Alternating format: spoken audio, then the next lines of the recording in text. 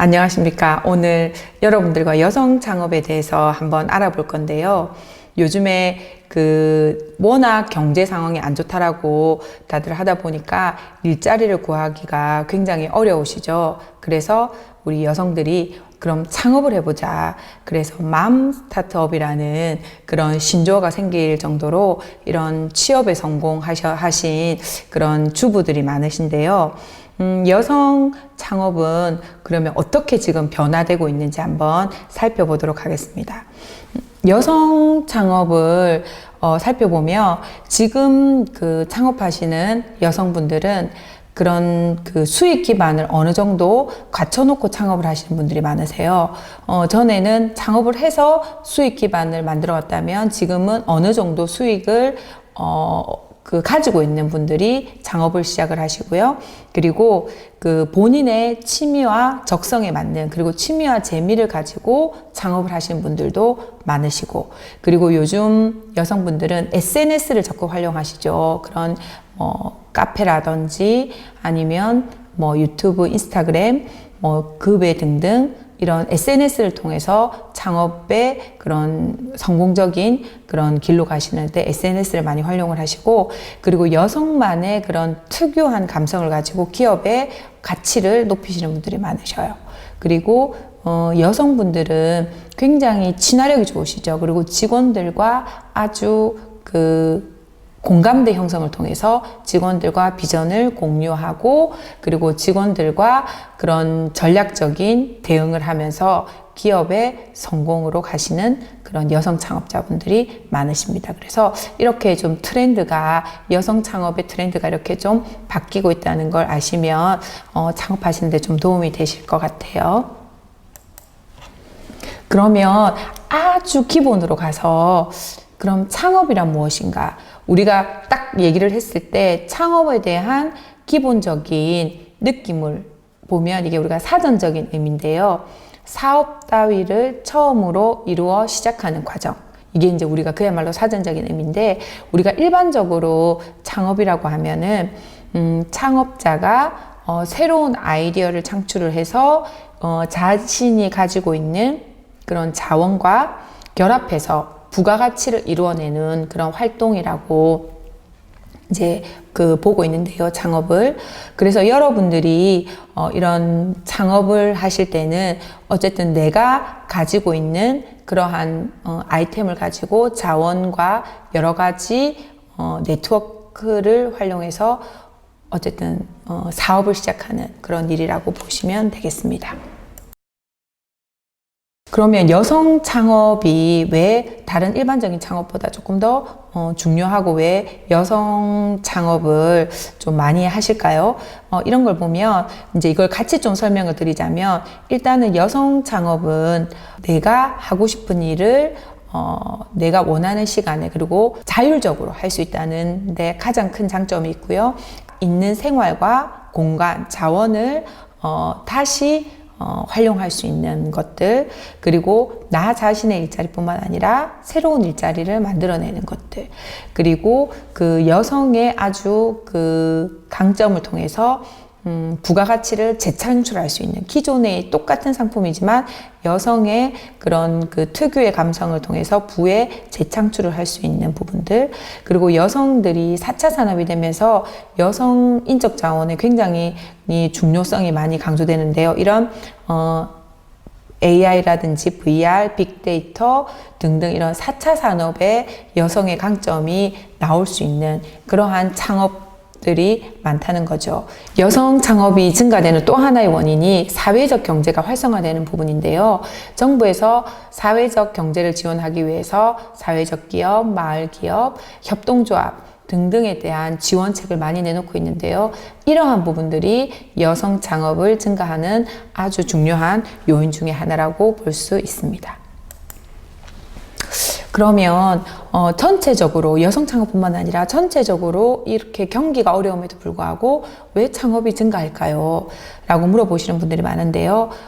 지금은 많은 자본이 없어도, 그리고 내가 창업할 수 있는 공간이 없어도 창업이 가능합니다. 그래서 소자본 창업이 가능하기 때문에 소자본 창업이 증가를 하고 있고요.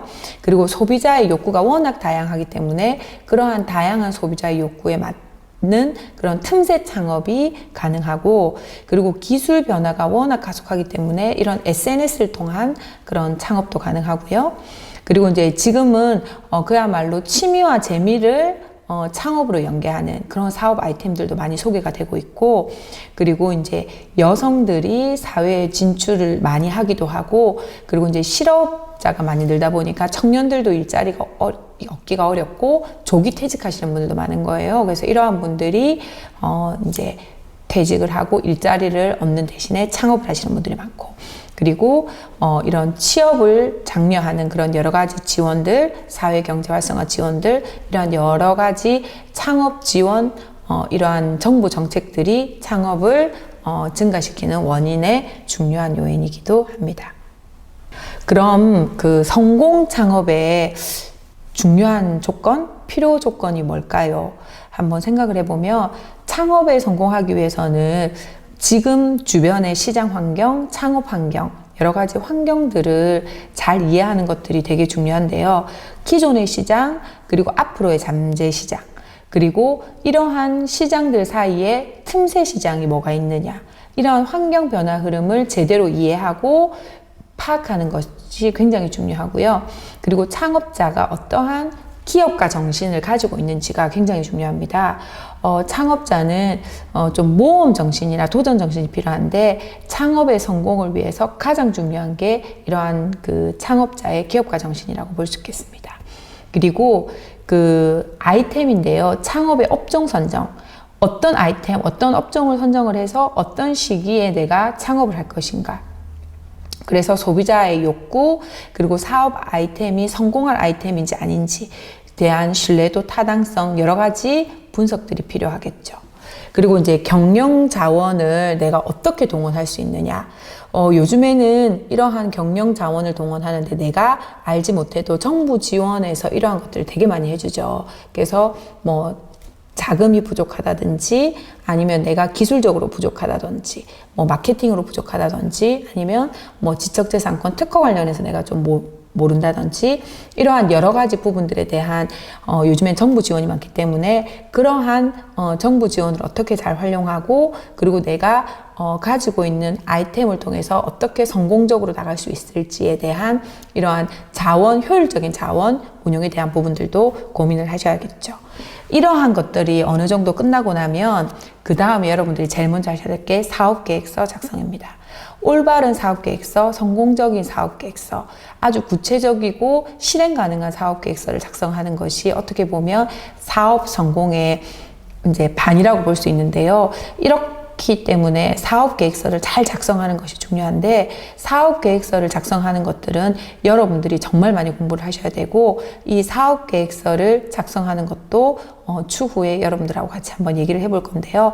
어쨌든 사업계획서를 잘 작성하는 것이 나의 아이템이 제대로 잘 선정이 되었고, 그리고 시장에서 나의 이 사업 아이템이 성공할 것인지 그거를 미리 여러분들이 알아볼 수도 있고, 그리고 사업계획서를 통해서 나의 강점과 약점, 기회와 위험 요인이 무엇인지, 그리고 내가 창업을 위해서 필요한 체크리스트, 그리고 창업 스케줄 관리도 가능한 부분들입니다.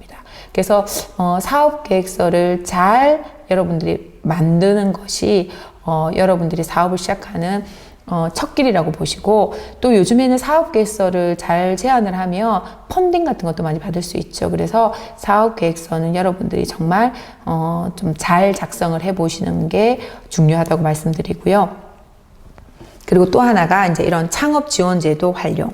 그래서 창업 성공을 위해서는 다양한 정보들을 활용을 하고, 그리고 성공하신 분들을 찾아가서 어떻게 성공을 했는지, 그리고 성공한 창업자가 어떤 시행착오를 겪었는지, 이러한 부분들을 여러분들이 한번 보는 게 중요할 것 같습니다. 여러분들이 이런 기업가 정신과 성공한 창업자의 특성을 잘 파악하셔서 성공한 창업 기업의 기업가가 되시기를 기대하겠습니다.